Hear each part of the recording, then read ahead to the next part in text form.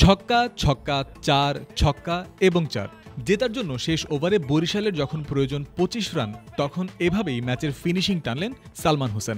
শেষ ওভারে দলকে এমন অবিশ্বাস্য জয় এনে দেওয়ার পথে ব্যক্তিগত হাফ সেঞ্চুরিও আদায় করে নিয়েছেন ডানহাতি এই ব্যাটার। 28 বলে তার 189 স্ট্রাইক রেটের ইনিংস ম্লান করে দিয়েছে তামিম ইকবালের 91 রানের ঝোড়ো ইনিংসকে। চট্টগ্রামের বিপক্ষে জয়ের জন্য শেষ 4 ওভারে বরিশালের এদিন প্রয়োজন ছিল 56 রান।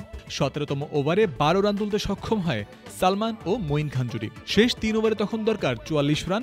18তম ওভারে বোলার ইরফান হোসেন কনসিড করেন মাত্র 7 রান। এবার বরিশালের সামনে দাঁড়ায় 12 বলে 37 রান তোলার কঠিন সমীকরণ। একমাত্র ওয়ালটন এসি দিচ্ছে 1 বছরের রিপ্লেসমেন্ট গ্যারান্টি। 19 নম্বর ওভারে প্রথম বলে উইকেটও হারিয়ে ফেলে তারা। সালমান হোসেনের ব্যাট থেকে আসা এক ছক্কার বদৌলতে শেষ ওভারে তখন প্রয়োজন দাঁড়ায় 25 রান। 20 নম্বর ওভারে সবগুলো বল স্ট্রাইকে থেকে দলের জয় নিশ্চিত করেই মাঠ ছেড়েছেন সালমান হোসেন ইমন। 4টি ছক্কা ও 2টি চারে সাজানো তাক লাগানো একটা ম্যাচ উইনিং নক দেখল এনসিএল। বোলার ইরফান হোসেনও 1 ওভারের ব্যবধানে দেখলেন ঝলমলে উজ্জ্বল প্রদীপের তলার অন্ধকার। প্রথম 3 ওভার বল করে যিনি মাত্র 19 রান খরচায় নিয়েছিলেন 1 উইকেট, সেই ইরফান 6 বলেই খরচ করেছেন 26 রান। 182 রানের লক্ষ্য 5 উইকেট হাতে রেখে ম্যাচের শেষ বলে ডুবকে গেছে বরিশাল। সালমানের আগে দলটির ওপেনার ইফতিখার আহমেদ ইফতিও হাফ সেঞ্চুরি করেছেন। 39 বলে খেলেছেন 56 রানের ইনিংস।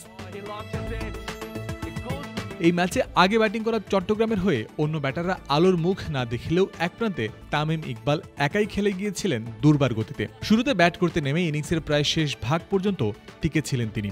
বরিশালের বিপক্ষে ম্যাচে এদিনও বরাবরের মতো সলিড ব্যাটিং করে গেছেন তামিম। ইনিংসের 12তম ওভারে নিজের খেলা 37তম বলে সিঙ্গেল নিয়ে হাফ সেঞ্চুরি তুলে ফেলেছেন। এরপর আর তাকে ঠেকায় কে? পরের মাত্র 14 বলে 41 রান তুলেছেন বাউন্ডারি আর ওভার বাউন্ডারির পসরা সাজিয়ে। এমন একটা সিচুয়েশনে সেঞ্চুরি তার প্রাপ্যই ছিল, তা হয়নি। দিন শেষে 6টি ছক্কা ও 7টি চারের এই ইনিংস বৃথাই গেছে, কারণ দলগত ফল গেছে তাদের বিপক্ষে। অন্যদিকে অমন চমকপ্রদ ফিনিশিংয়ের জন্য অবধারিতভাবেই ম্যাচ সেরার পুরস্কার উঠেছে সালমান হোসেনের হাতে। জয়ন্ত বিন্দু, ক্রিক ফ্রেন্সি।